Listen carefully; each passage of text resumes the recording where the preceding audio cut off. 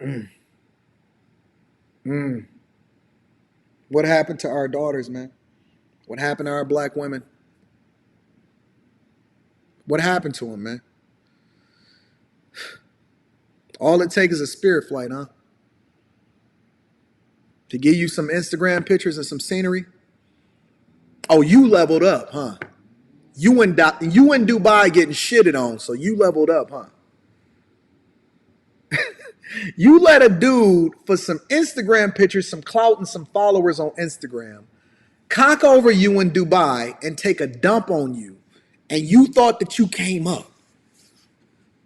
I don't even know how you can live with yourself. I don't even know how you sleep with yourself. Our women have become so devalued to where they have no value to other men of other races. They look at you as something that they can take a dump on. The same thing. Listen, they pay more for their toilets over there than to get you over there and then to cock over you.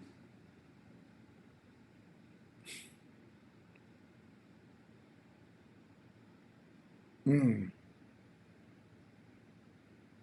And you let these hoes get you and convince you and trick you out of your bag, trick you out of your virtue, trick you out of your virginity, trick you out of your queenship, trick you out of your marriage, and you thought that you won. They told you that the definition of winning was that. I'm disappointed. It bothers me. It bothers me to my core. It bothers me to my core. I'm so disappointed.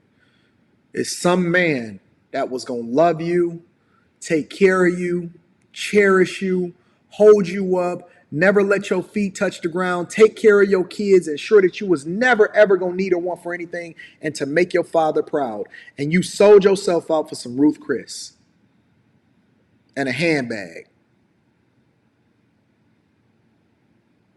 that cost them about $3 to make.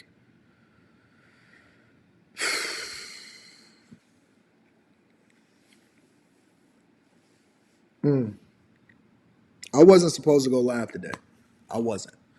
But I was hearing these chicks and they was talking about themselves and they was just so thinking that they was doing it. And it was just the blind leading the blind and nobody was actually up there telling them anything differently. And I said, you know what?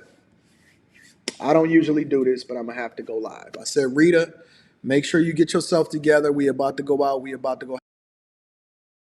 I told my daughter, I said, get your room clean, take some opportunity to be able to get yourself together, make sure that all of the dishes is washed and take care of business, so on and so forth. Let me cook up for a second. Let me kick it with my people for a second. I tell you this because I love you. I tell you this because I want you to be better.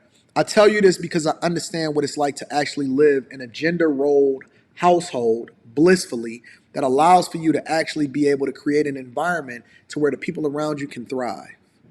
I know what it feels like to be successfully married. I've been doing it for 18 years. I'm 40 years old. I've been married since I was 22. All of my brothers is married. My father was married until he passed away.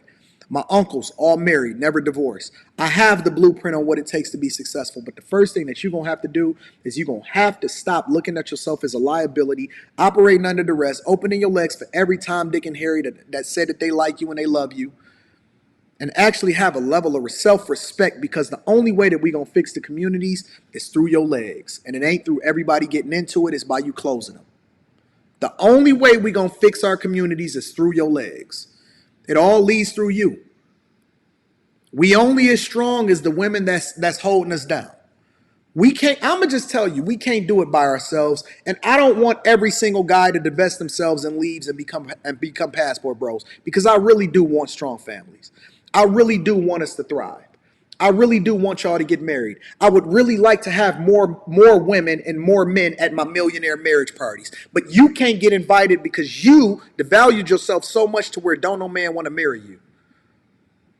I really live it because I want to be the example first.